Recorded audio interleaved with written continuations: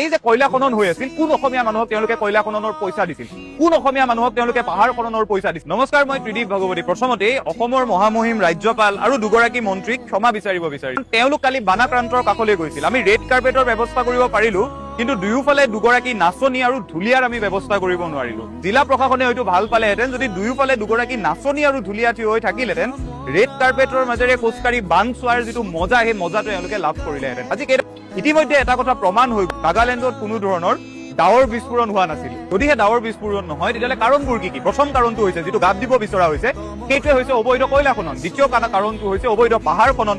তৃতীয় কাৰণটো হৈছে এই ধৰণৰ তাত বিকাশৰ নামত কাম কাজ কৰা হৈছে, যাৰ লগত প্ৰকৃতিৰ কোনো সম্পৰ্ক নাই।